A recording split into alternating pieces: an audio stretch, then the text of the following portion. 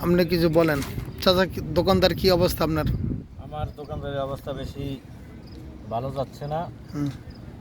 পুরা দিনে 40-50 টাকা বেশি, এটা দিয়ে কোনো রকম নিজের খাবারের টাকাটা জোগাড় করি। এই হলো আমার অবস্থা, বাইরে কোনো কাজ কাম নাই।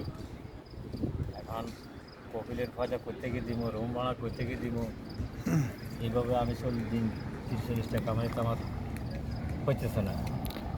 কথা কি কিছু বুঝতে পারছেন? বুঝছি। তাহলে এখন এখানে লোকজনও বেশি একটা আসে না। আগে যে ধরনের মানুষগুলো খেলাধুলা করতো হুম। তারা এখন আর আসে না। তারা আসলে হয়তো আমার 120-30 টাকা বেচা কিনা হইলে মোটামুটি আমার চলবে। দর্শক যাই হোক, দর্শক এই মুরব্বির কথাটা শুনলেন, ইনি বহুত বয়স হয়ে গেছে। এই যে চা, এই যে বালতি আছে জালমুড়ি, ওইটা হলো চা, এটা ওইটা চা, এটা ডিম চা, আছে, সিগারেট আছে। দর্শক এটা এই দোকানটা হলো গাছতলার দোকান। এটা হলো গাছতলার দোকান, মানে মসজিদ। গাছের নিচে থাকে। কাতিব জুমা মসজিদ, জুমা মসজিদের সামনে দেখবেন এক গাছ, ফুল গাছের তলে কার্পেট বিছানো আছে।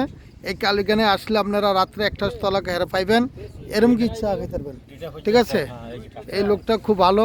এখন যে পরিস্থিতি বেচা কিনি, তেলি 50-60 টাকা বেচে। এই 50-60 টাকা রুম ভাড়া কি দিব, না কবিলের ফয়দা দিব, না বাড়িতে পাঠাইবো? বলে দেন তেঁতুল চা, লেবু চা, দুধ চা, রং চা, ওকে সলমানি চা সব। ওকে। তারা তারা हाँ भाई कच्ची बताओ बुरे का चा। ठीक है, ओके चाय बहुत अच्छा मिलता है। Okay okay. হ্যাঁ কও, কও কিছু। চা কিরম হয়, চা কিরম হয় কও। চা ভালো হয়, অনেক সুন্দর চা, খাইতে স্বাদ লাগে।